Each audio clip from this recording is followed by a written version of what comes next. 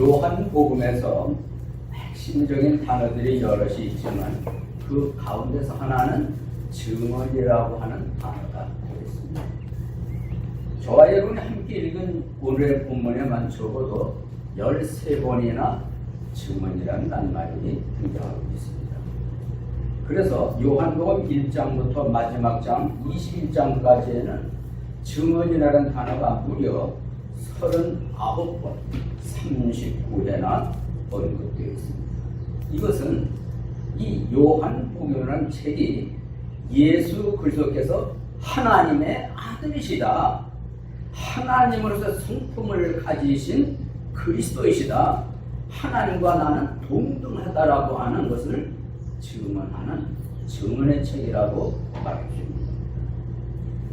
여러분, 세상 법정에서는 아무리 흉악한 범죄를 할지라도 증거가 불충분하면 무죄 판결이 나요. 증거가 충분하면 죄가 인정되는 것이고, 증거가 부족하거나 없으면 죄가 없다고 봅니다. 오늘 저와 여러분이 요한복음 5장 31절로 47절을 읽었는데, 이 말씀 속에 예수 그리스도가 하나님의 아들 그리스도라는 증거가 무엇이고, 도대체 누가 그렇게 증언을 하고 있다는 말씀인가, 이러한 차원에서 말씀이 구성이 되어져 있어요. 그래서 오늘 이 아침에 여러분과 함께 나누고자 하는 제목의 말씀은 움직일 수 없는 3차원 증언들, 움직일 수 없는 3차원 증언이라는 식으로 여러분의 말씀을 전해드리겠습니다. 첫째, 침례 요한의 증언이라는 차원이에요. 침례 요한 차원에서의 증언이라는 말씀입니다.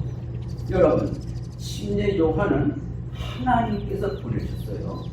성령의 능력으로 출생을 했습니다. 침례 요한의 의복은 가죽옷이라고 했어요. 가죽띠를 띄었다고 했어요. 음식은 메뚜기와 석청, 야생꿀을 먹었다고 그랬습니다. 이랬던 분이 이 세상에 온 후에 그의 존재 목적, 삶의 방향을 분명히 알았던 사람입니다. 그 존재 목적, 삶의 방향이란 무엇인가? 이사야 선지자가 예언한 대로 광야에서 외치는 자로서의 목적이고 방향이었던 겁니다. 예수 그리스도의 길을 곧게 하라고 외치는 바로 그 소리였던 겁니다. 그래서 제 일성이 회개하라, 하늘의 왕국이 가까워 왔느니라. 그 당시에 이 외침의 음성을 듣고 많은 사람들이 와서 회개의 침례를 받는 걸 이미 여러분들이 잘 알고 계실 겁니다. 그러니까 어느 날은 이 침례 요한이 사두개파 사람들, 바리새파 사람들을 향해서 이런 표현을 했습니다. 이 독사에 쓰게 되어 누가 임박한 주의 진노를 피하라고 하더냐. 근데 우리가 글을 읽어서 그렇지요, 현장의 상황과 목소리를 들어보면 엄청난 이야기입니다. 옛날 개혁성경에는 뭐라고 번역되는가 하면 독사의 새끼들하고 있습니다. 사람을 보고요, 뭘 말할까요? 그 사두개인들, 바리새인들이 독사에게 독이 있는 것처럼 지독한 악성, 죄성들이 있음을 아주 질타한, 나무란, 책망한 그런 의미의 말씀이 되는 겁니다. 그런데 이러한 생애를 보낸 분이 나중에는 그 헤로디아 딸의 요청으로 목이 칼날에서 배임을 당하는 걸로 이 세상에서 생애를 마감하는 분이 침례 요한이거든요. 근데 오늘 본문에서 예수님이 말씀하시기를 이 침례 요한이 나를 증거를 했다, 진리에 대해서 증언을 했다, 이렇게 예수님이 친히 말씀하신 거예요. 그래서 저는 침례 요한이 구체적으로 무슨 증언을 했는지 세 가지를 말씀드리고자 합니다. 그동안 요한복음을 통해서 여러분 계속 들어오신 대로 침례 요한은 첫째로 예수님은 나보다 앞서 계신 분, 선지하신 분이라고 증언했습니다. 요한복음 1장 15절을 읽어보겠습니다. 여러분 함께 찾아보겠습니다. 요한복음 1장 15절. 요한이 그분에 대해 증언하며 외쳐 이르되, 내가 말하기를 내 뒤에 오신 분이 나보다 앞서신 것은 그분께서 나보다 먼저 계셨기 때문이라 하며 언급한 분이 곧 이분이라 하니라. 이 구절에서 시므온이 뭐라고 증언합니까? 예수님은 나보다 어떻게 되신 분? 앞서신 분이다 라고 증언을 하고 있습니다. 말이 안 되잖아요. 여러분 솔직히 해봅시다. 침례 요한은 예수님보다 6개월 먼저 오신 분이잖아요. 반대로 예수님 6개월 뒤에 출생하신 분입니다. 이러함에도 불구하고 침례 요한은 예수님 이분은 나보다 앞선 분이다, 먼저 계신 분이다. 이걸 뭘 말할까요? 바로 예수 그리스도의 신성을 증언하는 것으로서 내가 이 세상에 태어나기 전부터 예수님은 선제해 계셨다, 하나님의 성품을 가지신 분이다 라는 의미로서의 증언인 줄로 믿습니다. 그런가 하면 이 침례 요한이 뭐라고 증언을 했는가? 예수님은 세상 죄를 제거하시는 하나님의 무엇이다? 어린 양이시라고 증언을 했어요. 요한복음 1장 29절 조금 옆으로 가시면 되겠습니다. 29절 다음날 요한이 예수님께서 자기에게 오시는 것을 보고 이르되 세상 죄를 제거하시는 하나님의 어린 양을 보라.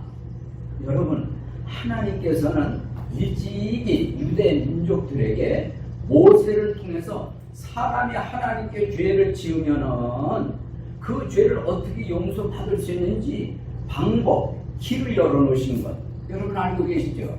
그 방법 길이 무엇입니까? 제사 드리는 거잖아요. 제물을 드리는 거예요. 그 제물은 정확하게 예수님이 기준 정확히 말씀해 주세요. 흠이 없어야 돼요. 티가 없어야 돼요. 깨끗해야 돼요. 염소나 양이나 소나 이런 것으로 제물을 가져오도록 하셨어요. 그래서 죄 지은 사람이 죄 지은 걸 알면은 하나님의 말씀하신 대로 흠과 티가 없는 짐승 가운데에서 자기 형편대로 소가 되는 사람, 양이 되는 사람 끌고 오는 거예요. 제사장한테로 끌고 와서는 제사장님 제가 이런 죄를 지었습니다. 그래서 죄 용서 받으려고 이 희생 제물을 끌고 왔습니다 라고 말하면 제사장이 그 이야기를 듣고 칼로 희생 제물을 찌르지요.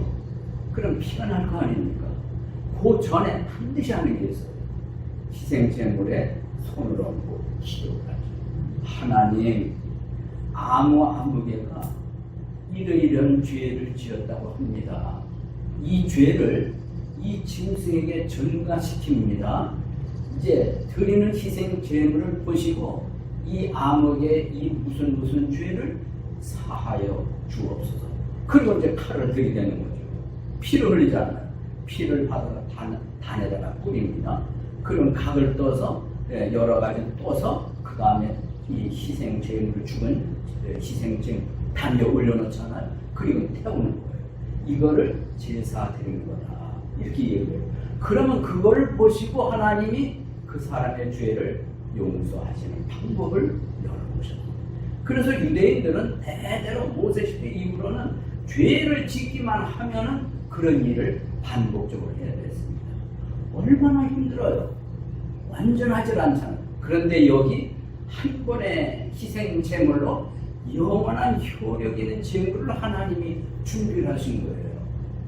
여러분 아시죠? 그게 누구입니까? 예수 그리스도라는 거예요. 구약 시대에는 죄를 지을 때마다 희생 제물을 가져와서 제사를 드려야 했는데 예수님이 준비하신 희생 제물 그럴 필요가 없는 거예요. 한 번만 제사 드리면 영원한 죄 용서의 효력이 있다. 그분이 바로 예수 그리스도시다.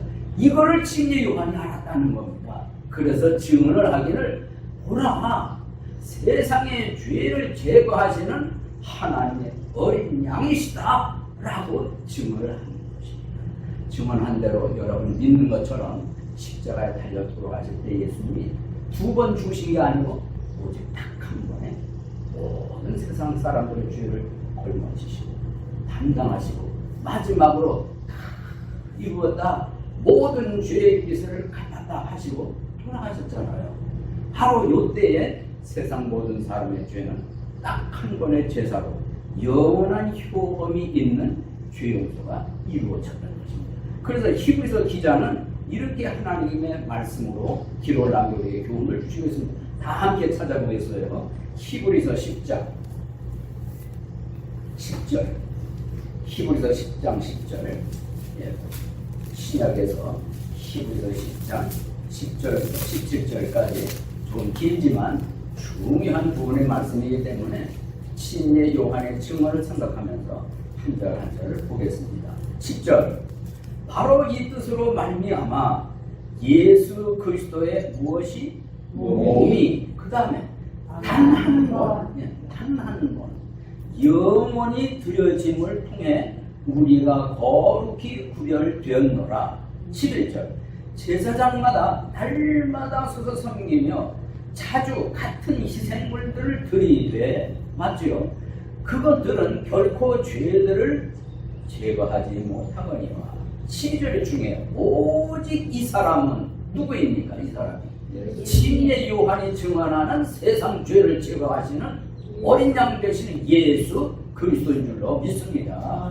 오직 이 사람은 죄들로 인해 한 희생물을 그 다음에 영원히 드신 뒤에 하나님 오른편에 앉으사. 13절, 그 이후부터 자기 원수들이 자기 발받침이 될 때까지 기다리시느니라. 14절, 그분께서는, 예수님께서는 거룩히 구별된 자들을 그 다음 단어도 중요해요.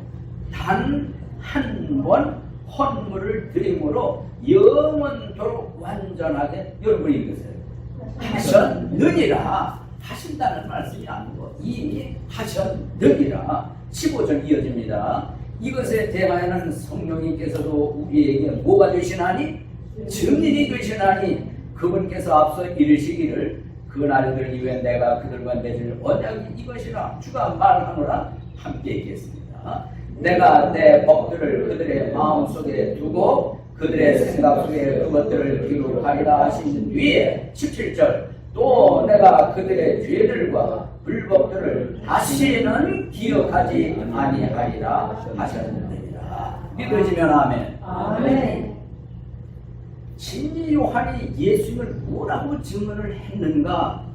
세상 죄를 제거하시는 하나님의 어린 양이라고 증언을 했다.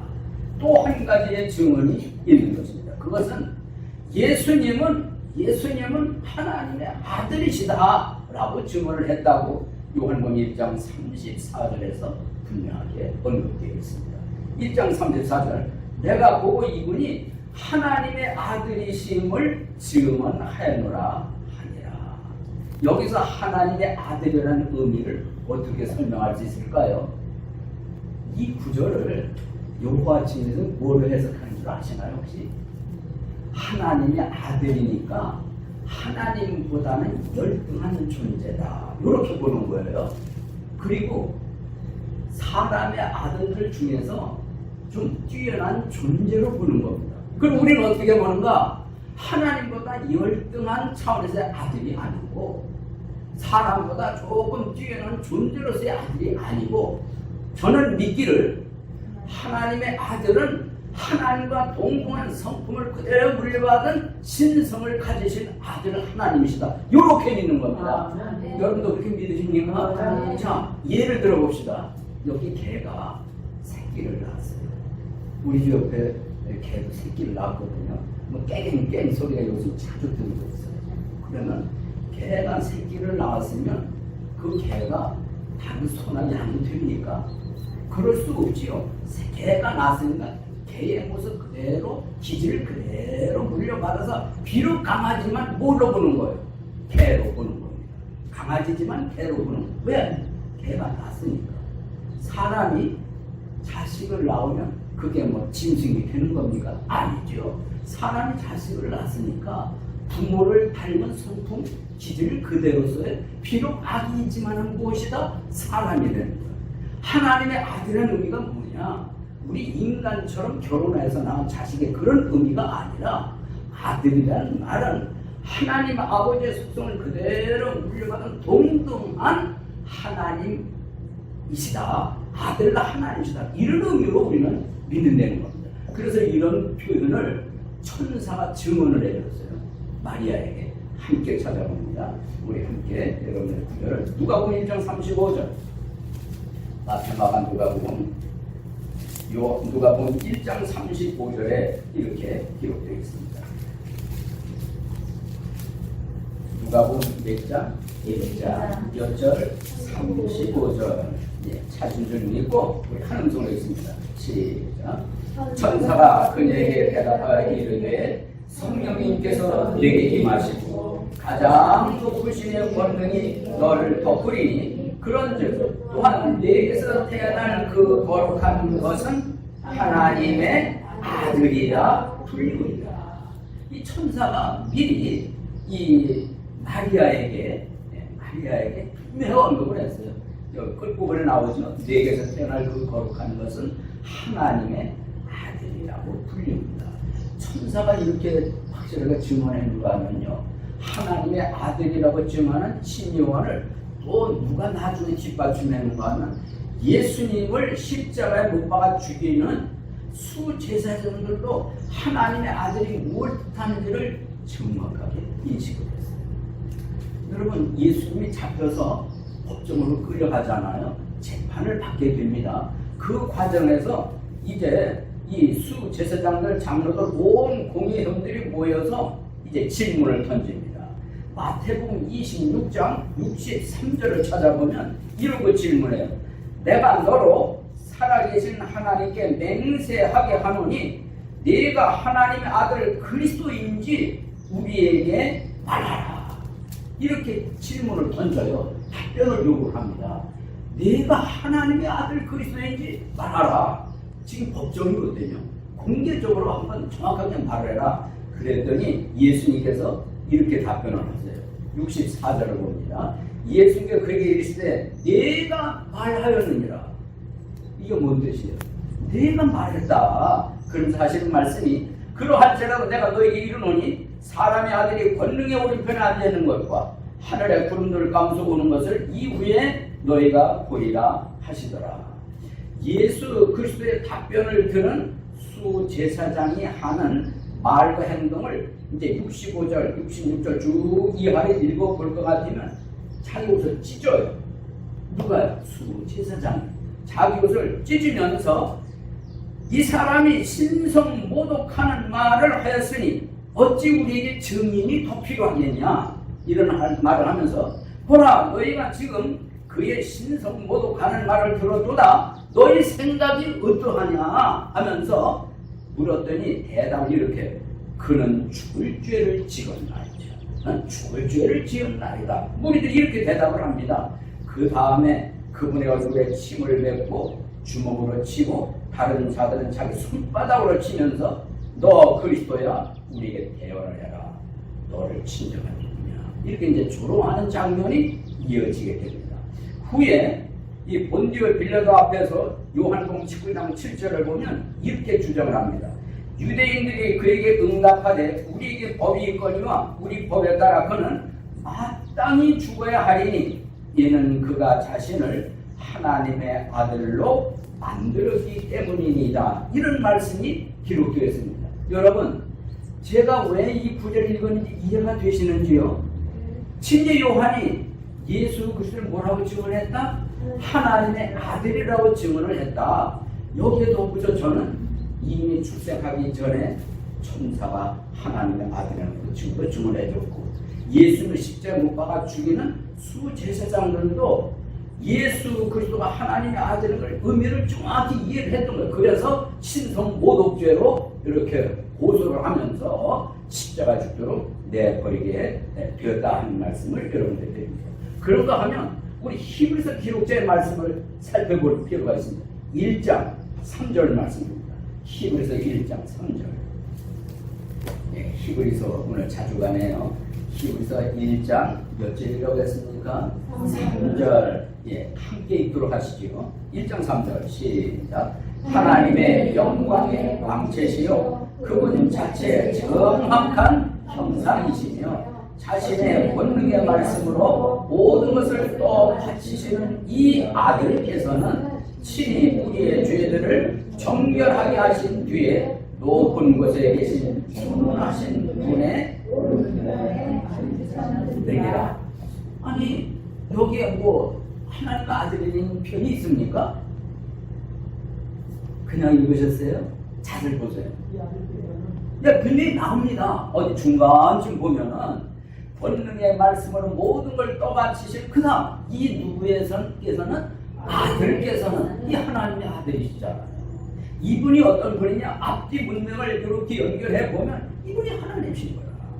하나님 성품 그대로 가신 분이고 하나님처럼 모든 걸 주장하시고 떠받치는 일을 하시는 분이라고 해서 그래서 기록자는 말씀을 해주고 있는 것입니다. 자, 요약을 하겠습니다. 침례 요한이 예수님을 증언하기를 이분은 예수 그리스도 이분은 하나님의 아들이시다 라고 증언을 했다.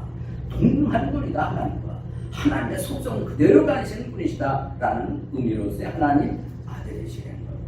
성도 여러분, 침례 요한이 정리를 하면 세 가지를 증언했다고 그랬어요. 기억나시나요? 첫째는 예수는 나보다 선지하신 분이다. 두 번째로 예수 그리스도는 세상 죄를 제거하시는 하나님의 어린 양이시다. 세 번째는 예수 그리스도 이분은 하나님의 아들님이시다라고 증언을 하고 이 세상을 떠났거든요. 이러한 증언의 역할을 한 침례 요한을 예수님이 뭐라고 인정하시고 뭐라고 평가하셨는지 우리 이어지는 35절을 보겠습니다. 오늘의 본문이죠. 5장 35절을 보겠습니다. 그는 타오르며 빛나는 등불이었노라. 여러분, 이게 예수님의 인정이고 평가입니다. 침례 요한에 대해서 놀라운 평가인 줄로 믿습니다. 자, 그런데 침례 요한이 이렇게 큰 증언의 역할을 했고요. 위대한 증언의 역할을 하고 이 세상을 떠났는데 예수님이 이렇게 말씀하시는 거예요. 침례 요한의 증언보다 더 큰 증언이 있다. 네? 그게 누구의 증언이냐? 하나님 아버지의 증언이에요. 그래서 크게 두 번째로 하나님 아버지의 증언 차원을 말씀드리고, 첫째는 침례 요한의 증언, 둘째는 하나님 아버지의 증언이라고 직접 예수님께서 말씀을 해 주시는 것입니다. 이제 36절을 읽어보겠습니다. 그러나 내게는 요한의 증언보다 더 큰 증언이 있나니 아버지께서 내게 주사 끝마치게 하시는 일들, 즉 내가 행하는 바로 그 일들이 나에 대해 증언하되 곧 아버지께서 나를 보내신 것을 증언합니다. 37절도 봅니다. 또 나를 보내신 아버지께서 친히 나에 대하여 다 함께 증언하셨느니라. 하나님 아버지가 증언하셨다고 예수님이 말씀을 하신 겁니다. 여러분, 의문이 들지 않습니까? 하나님 아버지의 증언은 침례 요한보다 확실히 분명히 더 큰 증언인 것을 말할 나위가 없습니다. 그럼 구체적으로 무엇으로 증언을 했느냐는 거죠. 하나님 아버지가. 그렇죠? 예수님에 대해서 하나님 아버지는 무엇으로 증언을 하셨는가? 크게 두 가지로 말씀을 나누시겠습니다. 하나는 하나님 아버지도 직접 음성으로 증언하신 게 있고, 다른 하나는 오늘 본문 속에 나오는데 그게 36절입니다. 잘 보십시오. 36절. 더 큰 증언이 있나니 아버지께서 내게 주사 끝마치게 하시는 일들, 요거를 통해서 증언을 하셨답니다. 그러면 아버지께서 예수님께 주사 끝마치게 하신 일들이라는 게 뭐냐? 이어지는데 조금 설명이 나와요. 즉 내가 행하는 바로 그 일들, 예수님이 행하는 일들이라는 겁니다. 요 예수님이 행하신 일들이 하나님 아버지가 증언하시는 내용입니다. 그럼 여러분, 그 다음에는 뭐니 구체적으로 설명할 수 있겠습니까? 예수님이 행하신 일들이 뭐겠어요? 십자가에 못 박혀. 아주 훌륭한 답변이세요. 그렇지만 제가 그 앞에 예수님이 행한 일들은 뭐냐면, 요한복음에서 이 사도 요한이 나타내고자 하는 의미는 뭐냐면 표적이에요. 예수님이 행하신 일들은 뭐냐? 표적이라요. 생각해보세요. 예수님이 행하신 이 표적은 목적이 뭐겠어요? 표적에다 설명하기를 뭔가를 가리키고자 하는 거 아니에요. 그 누구다? 하나님을 가리키는 것이고, 다시 말하면 예수님을 가리키는 것이고, 그래서 믿어서 구원받게 하도록 하기 위해서 표적을 베푸신 거 아니에요. 자, 설명드립니다. 예수 그리스도가 행하신 일은 뭐다? 표적이에요. 그러면 어떤 표적인지 여러분 기억나는 대로 연구해 보세요. 요한복음에서 나타나는 첫째 표적, 갈릴리 가나에서 우리 무엇으로? 포도주로 변화되었죠. 표적입니다. 엄청난 표적인데 이 표적이 있고 나서 니고데모가 밤에 예수님 찾아왔잖아요. 그러면서 하는 말이 뭡니까? 요한복음 3장 2절에 나와요. 요걸 읽어야 이 의미가 연결이 될 수가 있습니다. 자, 3장 2절을 보겠습니다. 예, 3장 2절에 뭐라고 하셨습니까? 바로 그가 밤에 예수께 나와 그분께 이르되 랍비여 우리가 당신은 하나님으로부터 오신 선생님을 아나이다. 그 다음에 하나님께서 함께하지 아니하시면 당신이 행하신 이 기적들을 아무도 할 수 없나이다. 이게 무슨 뜻입니까?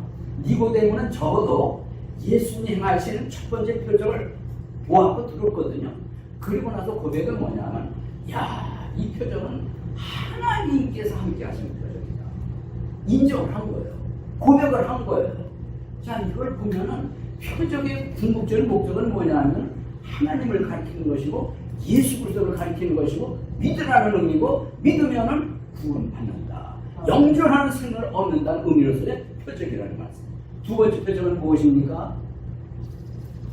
귀족, 왕의 신하라고 흔히 이렇게 이해를 합니다. 그의 외아들이 열병으로 죽어가고 있었는데 예수님이 현장에 안 가시고 말씀으로 고쳐주셨다. 살려주셨다. 이게 두 번째 표적입니다. 성경은 세 번째는 뭐죠? 다 들으셨잖아요.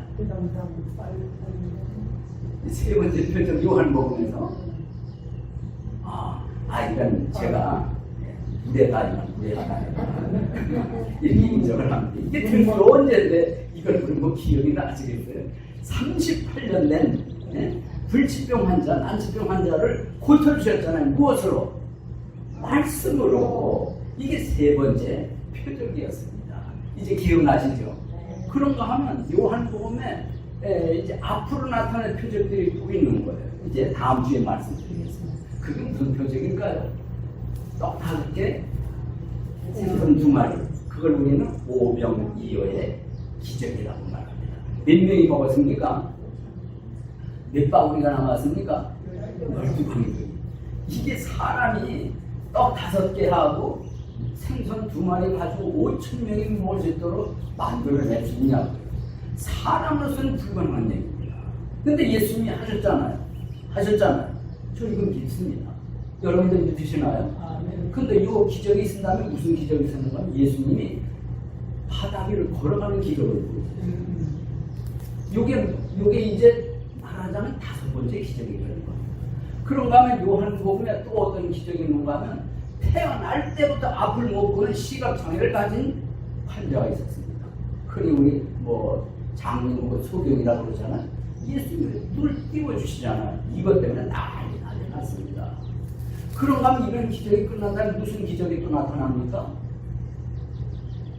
7번째로 우리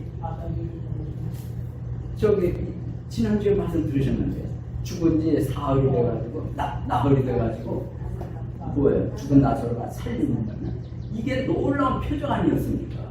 여러분 이제 이렇게 몇 가지 표적이라고요? 7가지 표적이 요한복음서에 나타나는데 성도 여러분 제 말 좀 꼭 좀 들어주세요.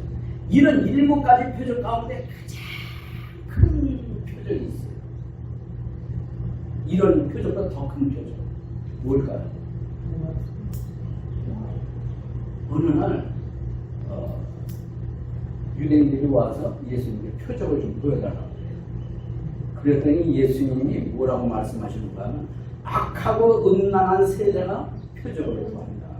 그 사실 말씀이 선지자, 대언자 누구? 요나의 표적밖에 보여줄 게 없다. 그 내용이 뭐예요? 요나가 물고기 뱃속에 3일 동안 있었던 것 같이 나도 땅 중심에 지하에서 3일 동안 있습니다. 그러면 표적 가운데 표적이 뭐겠어요? 제일 큰 표적은 부활입니다. 그래서 예수님이 가장 표적 가운데 큰 표적, 예수님 시점으로 보면 앞으로 일어날 일이죠. 우리 시점에서 보면 이미 이루어진 일이죠. 예수님이 장사 지낸 3일 만에 부활하셨지 않습니까? 이것보다 더 큰 표적은 없습니다. 이건 예수님 말씀하신 그 놀라운 표적입니다. 성도 여러분, 이 세상에 죽었다가 살아난다. 그것도 예수님께서 이 표적을 성경에 기록을 해놓으셨다. 이런 말씀인데, 자, 제가 지금 이 말씀 드리는 건 뭐냐면, 하나님 아버지는 무엇이 있으시다? 증언이 있으시다. 뭘로 증언을 해주시느냐? 표적을 통해서. 이 표적에는 하나님이 함께 하심으로써 일어난 표적들이거든요. 이거를 통해서 예수 그리스도다 하는 것을 하나님께서 증언해 주셨습니다. 아까 말씀드린 대로 표적을 통해서 증언해 주셨는가 하면 음성으로 직접 증언해 주신 경우가 있고, 어디일까요? 장소가. 하나님께서 음성으로 직접 증언을 해 주셨어요. 두 장소가 있습니다. 하나는 요단강에서, 또 다른 하나는 비오나산입니다. 요단강에서 왜 일어났죠? 예수님이 요한에게 오셨어요. 나에게 친구를 베풀어라.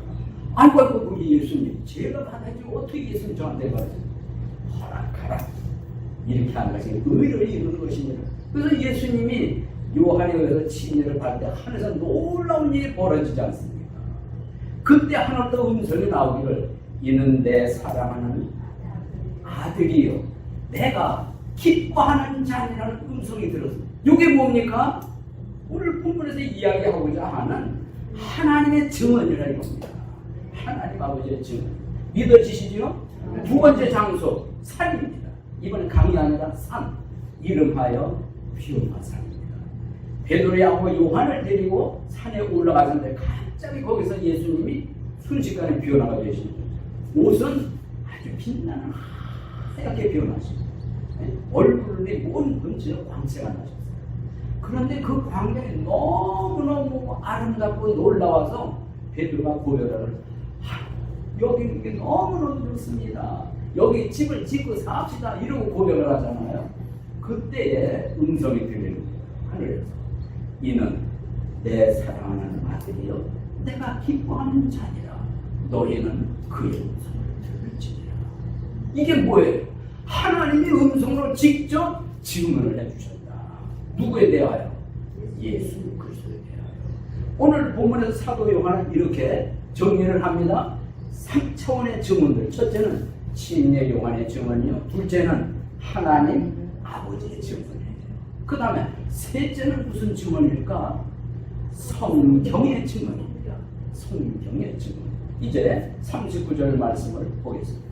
성경 기록들을 어떻게 하라? 탐구하라. 너희가 그것들 안에서 영원한 생명을 얻는 줄을 생각하거니와 그것들은 곧 나에 대하여 함께 증언하는 것들이니라. 성경이 증언한대. 성경의 증언. 그런데 예수님이 성경이 나를 증언한다고 말씀을 하시면서 우리에게 요청하는 자세가 있어요. 탐구하라는 거예요. 탐구. 이 탐구라는 의미가 뭘까요? 개역 개정 성경에는 상고하라 이런 단어로 들려요. 탐구라는 말은 무슨 뜻이냐면은 자세히 살피다, 뭐 비추다 이런 의미들이 들어있는데 깊이 연구한다는 의미를 담고 있는 겁니다. 그런데 이렇게 그 성경 기록들을 이렇게 깊이 살피려면은 뭔가 비추어야 뭐 환하게 살펴볼 수 있잖아요. 뭘 살필 때 빛이 없으면 살필 수가 없잖아요. 그래서 여기 꼭 등장해야 되는 게 뭐냐면 비추어 주는 게 필요한 거예요. 맞지요? 예. 그래 어둠 속에 있는 게 드러나면서 이게 뭐가 들어있는지 알 거 아닙니까? 요 비추는 게 뭐냐? 이거를 뒷받침하는 구절이 고린도전서예요. 찾아보겠습니다. 고린도전서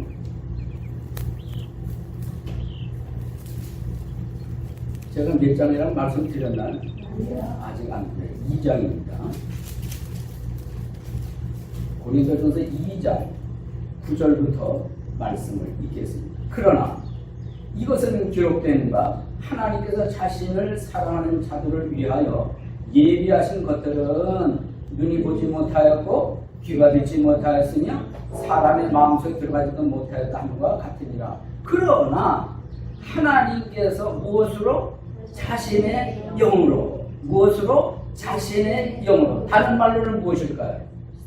그렇습니다. 성령님으로 이런 의미거든요. 성령님으로 그 다음이 중요해요. 우리에게 그것들을 계시하셨으니 그 다음은요. 성령님께서는 참으로 모든 것, 즉 하나님의 깊은 것들을 어떻게 하신다? 살피신다. 이 살피신다는 뭐냐면 비춘다는 뜻이에요. 살핀다는 뜻은 비춘다. 그래서 이 단어를 원어로는 에르나오라고 하는 헬라 단어거든요. 이걸 영어 성에서 뭘로 번역을 했을까요? search. 정확합니다. 이렇게 번역했다. search는 의미 여러분 아시죠? 예. 비추다 살피다는 그런 의미를 가지고 있는 거거든요. 이렇게 정리를 하겠습니다. 우리가 성경을 탐구를 하는데 자세히 살펴야 되는데 자세히 살펴서 알 수 있도록 비추는 게 필요합니다. 이 비춤을 누가 하시는가? 성령님이 하시는 거예요. 진리의 성령님이 하신다. 그래 진리의 성령님이 나로 하여금 이걸 볼 수 있도록 비추는 역할을 하시는 거예요. 그럴 때 우리가 자세히 보면 이게 이런 뜻이구나, 이런 의미구나, 이렇게 연결이 되는구나, 이러한 엄청난 말씀이 여기도 있네, 여기도 있네, 놀라워하게 되는 줄로 믿습니다. 그래서 성령님은 우리가 하나님의 말씀을 이해할 수 있도록 우리에게 계시하시고 비추는 일을 이걸 하십니다. 예수님 말씀이 오라요. 성령이 오시면 너희를 진리 가운데로 인도하신다. 가르쳐 주신다. 그러므로 성령님 없이는 우리가 하나님을 아는 것, 성경을 아는 것 어려운 거예요. 우리 힘은 너무나 부족한 거예요. 그렇기 때문에 예수님은 오늘 성경을 어떻게 하나? 탐구하라. 왜 탐구하라고 그랬을까요? 그 다음에 보면 너희가 그것들 안에서 영원한 생명을 얻는 줄로 생각하거니와. 여러분 성경 말씀을 읽으면 뭘 얻냐? 영원한 생명을 얻습니다. 유대인들은 그렇게 생각하고 있었어요. 예수님이 그걸 하시고 영생을 얻는 줄 생각하는 걸 인정을 하신 겁니다. 우리도 이걸 믿습니다. 성경 말씀을 자세히 읽고 믿으면 그 사람은 약속대로 영생이 임하고 확신을 갖게 되는 줄로 믿는 겁니다. 왜 그럴까요? 성경은 인간의 말이 아니잖아요. 하나님의 말씀이잖아요.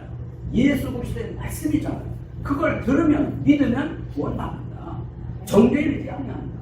사망에서 생명으로 옮겨진다. 그대로 들린 줄로 믿습니다. 그런데 예수님 하시는 말씀이 39절 하반절에 그것들은 성경 그 기록들은 곧 나에 대하여 뭐 하는 것이니라? 증언하라. 그렇습니다. 여러분 구약이 몇 권이에요? 39권입니다. 신약은 몇 권이에요? 27권입니다. 그래서 우리는 쉽게 이해하면 3, 9, 27권입니다. 모두 합해서 61권이거든요. 성경 전체 장수가 1189장입니다. 그래서 어떤 사람이 절수를 뭐 했더니 3989인가 이제 이렇게까지 계산 뽑아내요. 그러면 이러한 아주 방대한 신구약의 말씀의 중심, 핵심 주인공이 뭐냐? 오늘 말씀에 하면 예수 그리스도라는 거예요. 구약의 모든 글들이 결국은 예수님을 향해서 표현한 것이고 신약도 결국은 요약하고 압축하면 예수님에 대한 말씀. 그러므로 성경의 주인공은 예수 그리스도시다. 이 성경이 나에 대해서 증언하는 것이다. 이렇게 말씀을 했습니다. 그런데 이거를 못 믿는 거예요. 안 믿는 거예요, 이거를. 그 대표적인 사람이 누구였나요? 성경을 읽는데도 안 믿는 거예요. 예수님의 제자들 아니었습니까? 뭔 줄 아세요? 예수님이 십자가에 돌아가시고 장세 3년을 부활했는데 믿었어요, 안 믿었어요? 오히려 놀라워하고 당황하고 뭐 영을 보는 줄로 생각하라고 그러지 않았어요. 그 중에서 두 사람이 예루살렘에서 서쪽 방향으로 약 10km 정도 떨어진 엠마라고 하는 동네로 걸어가고 있었습니다. 시간적으로는 해가 서산에 넘어갈 무렵이었던 걸로 기억돼요. 두 사람이. 그런데 두 사람이 주고받는 대화를 하면서 가는 거예요. 뭔 얘기를 했냐? 한 사람이 이렇게 얘기한 것 싶습니다. 아니 그 여자들 말이 믿어져? 아니 빈 무덤을 봤다 하고 천사들이 하는 말이 그가 예수님이 여기 계시지 않고 살아나셨다는 말을 들었다는데 너는 그게 믿어지냐? 어떻게 보면 사실인가 안 믿어져. 근데 솔직히 말해서 그 예수님이 우리를 구속하시고 우리를 회복하시고 그럴 건 아니었어. 우리 그거 기대했잖아. 근데 뭐요? 십자가에 돌아가시고 뭐 부활했다고 하는데 진짜인지 아닌지 모르겠고, 그래서 굉장히 실망스러운 표정을 지으며 그리고 슬픈 표정을 지으면서 대화를 하고 걸어가고 있는 겁니다. 요렇게 두 사람이 엠마오를 향해서 걸어가고 있을 때 등장하신 부활하신 예수이시고 호련히 갑자기 그게 나타나요. 예수님이 이렇게 질문합니다. 당신들이 무언 대화를 주고받고 있길래 얼굴이 표정이 이렇게 슬프고 이러고 질문합니다. 그랬더니 두 사람 중에 한 사람이 얘기를 합니다. 이름이 글로바라는 사람이에요. 분명히 이름 하나는 나와요. 글로바라는 사람이 아니 당신 그 예루살렘에 이 기도하는 것 같은데 금일에 된 걸 아직도 모르고 있냐? 예수라고 하는 사람이 살아났다고 하는 것을 본 사람이 있는 여자가 있고, 그래서 우리를 놀래키게 했는데 또 우리 중에 어떤 남자, 그러니까 그 제자를 말하면 제자가 그걸 확인한 무덤에 갔더니 역시 빈 무덤이라고 하더라. 그리고 이런 소리를 듣고 우리가 지금 이렇게 걸어가고 있는데 이게 도대체가 이거 잘 모르겠다, 혼란스럽다 이러면서 이제 걸어가고 있으면 대답을 한 겁니다. 근데 두 사람 중에 한 사람 이름은 누구라고요? 예수님의 제자입니까? 제자 중에 글로바라는 제자는 없고 없어요. 그런데 우리는 제자가 알고 있잖아요. 이제 나중에 설명드리겠습니다. 구체적으로 글로바는 누구냐? 그래서 뭐 성경에 정확한 기록이 없지만 두 번 딱 나와요. 글로바라는 딱 두 번 나오는데 글로바의 안에 마리아라는 표현이 요한복음 끝부분에 나옵니다. 십자가에 달리실 때 그때는 한 번 나오고 오늘 본문이에요. 그래서 이제 성경 역사가들이 하는 얘기입니다. 아주 오래된 전승에 뭐할 것 같으면은 글로바는 누구냐? 마리아의 남편인 것만은 분명하죠. 글로바의 아내 마리아라고 했습니다. 그러면 글로바는 누구냐? 전승에 뭐할 것 같으면은 예수님의 육신의 아버지 이름이 요셉입니다. 요셉에게 남자 동생이 있었다는 겁니다. 남자 동생, 그 이름이 글로바라는 거예요. 그러면 따져봅시다. 천수를 예수님과 무슨 관계가 돼요? 누가? 글로바. 자, 그게 사실인지 아닌지 모르지만 전에 내려오는 얘기가 그렇더라 이런 얘기입니다. 그래서 이런 관계인데 이 글로바도 어찌어찌해서 계속 가르침에 따라 현장까지 갔었는데, 이스라엘을 회복해주고 주권을 회복하고 뭔가 이렇게 해주실 또 이분이 돌아가셨다는 거예요. 그런데 안 믿는 거예요. 뭘? 성경의 주인공 예수님, 그리고 주인공 되신 예수님이 성경 기록대로 십자가에 죽으시고 성경 기록대로 장사할 지낼 삶을 부활하신다는 이게 많이 있는데도 예수님의 살아있는 수차에 걸쳐서 이렇게 말씀하셨는데 이걸 안 믿는 거예요. 그런 가운데 말을 하고 있는 거예요. 예수님이 그 말을 듣자마자 뭐라고 하십니까? 성경의 기록들을 마음에 덕이 믿는 자, 덕이 믿는다는 거예요. 성경의 모세의 글 배운 자들이 말하고 시편에 뭐라고 기록되어 있냐? 예수 그리스도가 와서 십자가에 죽으시고 부활한다고 되어 있지 않냐? 이걸 왜 안 믿냐? 그러면서 자세하게 인용해가면서 의미를 풀어서 설명을 해주십니다. 누가 누구에게? 부활하신 예수님이 두 사람에게. 여러분 이거 잊어서는 안 돼요. 뭐냐면 예수님이 나타나는데 성경을 보면 눈이 가려져서 예수님을 못 봤다고. 눈이 가려져서. 성경을 풀어주다 보니까 목적지까지 다 가게 된 거예요. 그렇죠? 그래서 예수님은 더 가신다고 이렇게 가십니다. 두 사람은 아이고 우리 날도 이제 다 저물어 가고 자, 우리하고 함께 잡수시고 그리고 주무시라고 강권을 해요. 이게 성경 기록이에요. 그래서 예수님이 아직 끓여가시듯 이제 들어가시거든요. 그리고 이제 음식을 앞에 놓게 되면 빵이라고 나와요. 빵을 예수님이 축사를 하시고 떼어서 두 사람에 탁 주십니다. 어떤 일이 발생했을까요?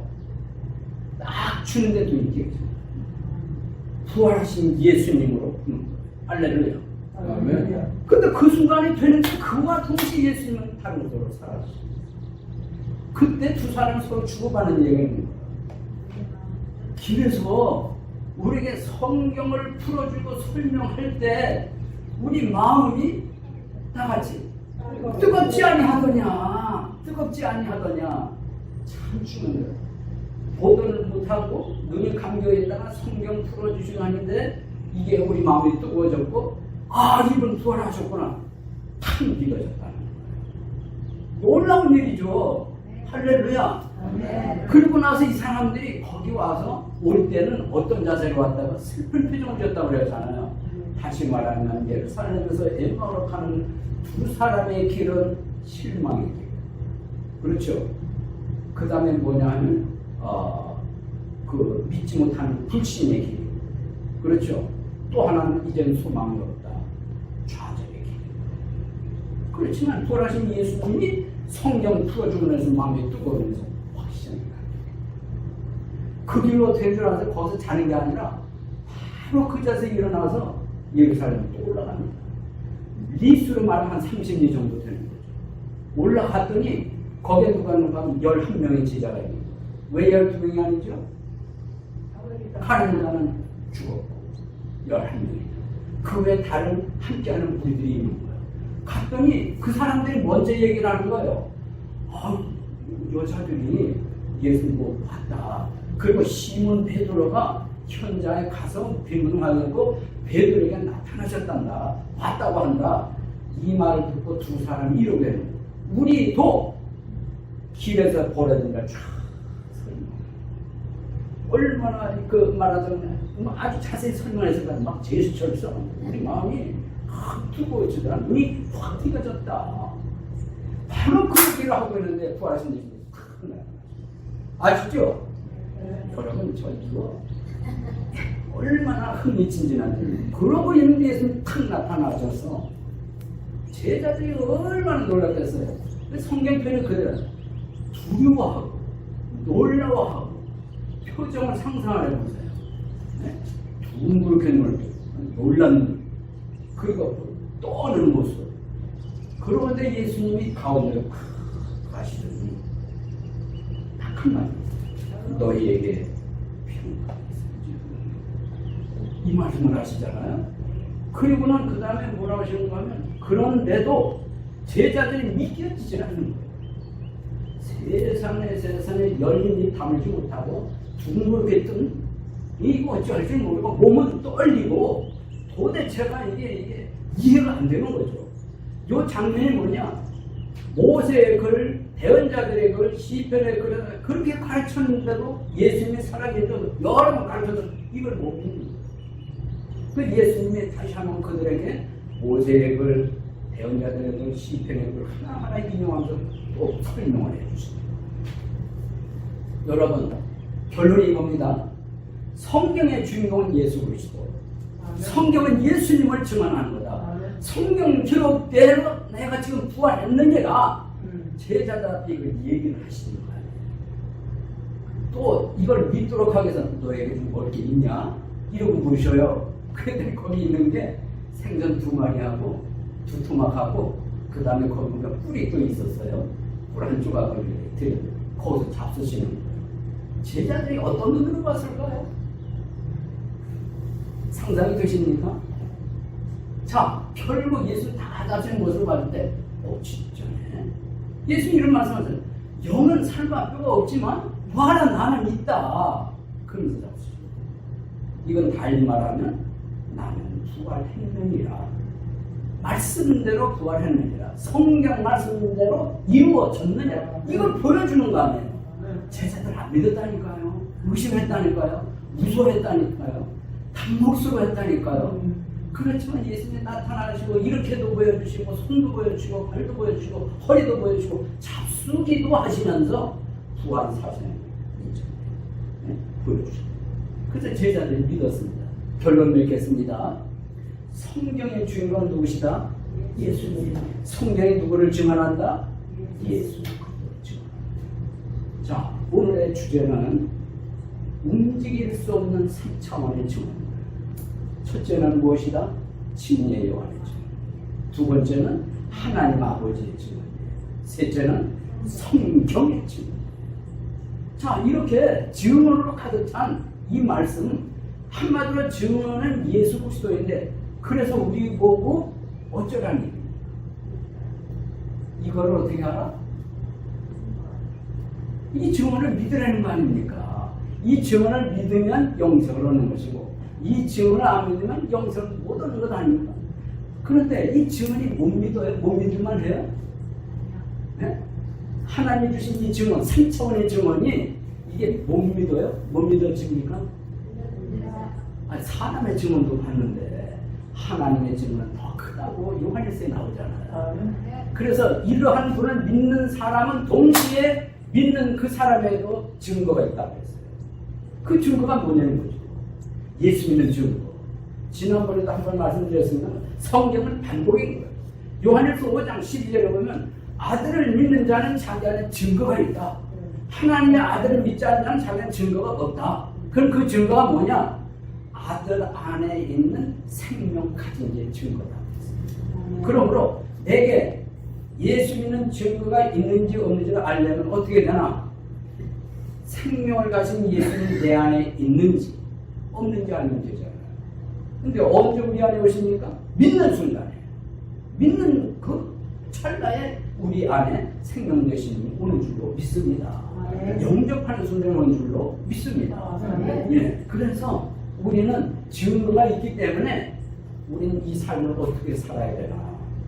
증거를 확실하게 붙잡을 뿐만 아니라 우리는 증거를 가진 사람이기 때문에 똑바로 증언을 해야 돼요. 말로, 행동. 그래서 결론은 증인의 삶을, 증거의 삶을 잘 살아가는 샬롬 성도가 됩시다. 일어나서 찬송.